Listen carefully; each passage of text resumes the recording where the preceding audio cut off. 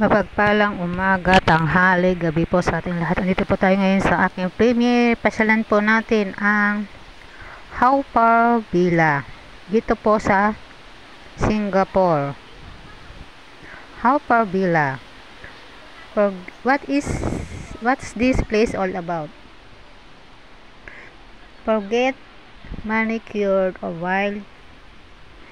This outdoor art park is bizarre, but a feast for the eyes. It was set up in the 1930s, before the advent of TV and the Internet, by Tiger Balm founder and philanthropist Aw Boon Haw, who commissioned more than 1,000 detailed sculptures and dioramas that would teach traditional Chinese values. Think attractions like the 10 Courts of Hell, a maze of chambers, each depicting a very graphic scene of how souls are punished and tortured for different types of sins. Back then, it was popular and crowded.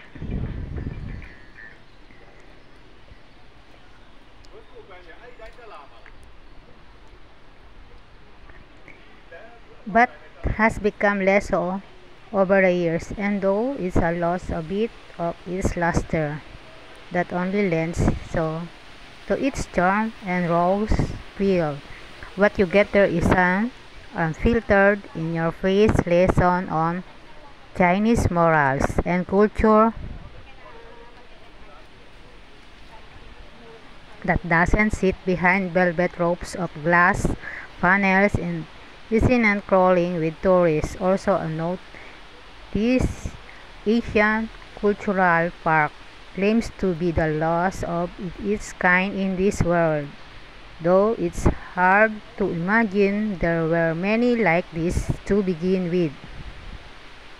Some highlights of the Haw Par Villa. Decades ago, Singaporean parents would take their kids to Haw Par Villa's 10 Courts of Hell to show them the varying degrees of punishment that would happen to them if they did wrong, anything from reading bad books to committing murder. These days, the walkthrough remains a key attraction in the park, not least for its gruesome scenes of punishment.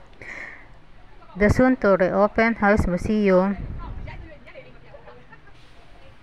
is also said to be a horror-filled highlight. The paid attraction will showcase death rituals and funerary practice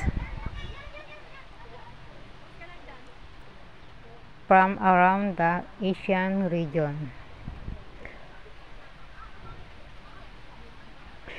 So, why would you recommend Haw Par Villa? This is the place for those who want to see culture that is more colorful and raw, not the sanitized version in a museum. For those who like wandering a bit of the beaten path, perhaps because of its out-of-the-way location, Haw Par Villa is the almost always under-visited.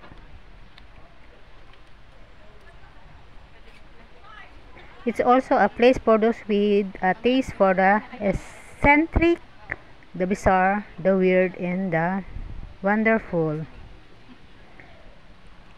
The area is pretty easy to navigate. The clear signage on site and the fun online map that shows where the main statues and attractions are. But there are many sheltered spots and you can't buy any refreshment on site, save from a couple of vending and machines that are not well stocked. Bring an umbrella for heat and stock up of drinks from the postcard stall just outside the park before you go in. Info. Haw Par Villa Chinese Wave Bao PSU is a theme park located along Pasir Panjang Road in Singapore. The park contains over 1,000 statues and 150 giant dioramas depicting scenes from Chinese literature, folklore, legends, history, and literature. statuary of key Chinese religions, Taoism, Buddhism, and Compassionism during the 1970s.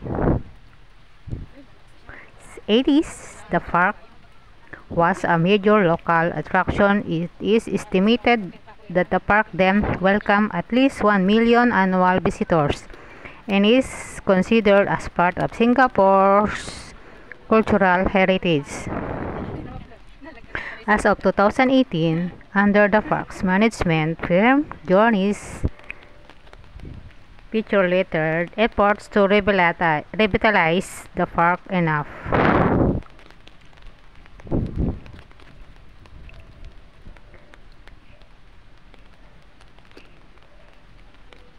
Ongoing with the holding of team events and the planning and construction of ancillary museum.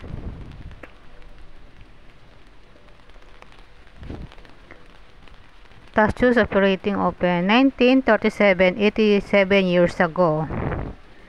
Singapore Tourism Board. Chinese folklore ang kanyang theme.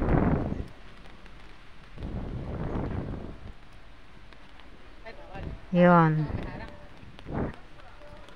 Ang kwento ng Haw Par Villa. Hanapin ko po ang ibang at meron pa po tayong part 2 ng video na to.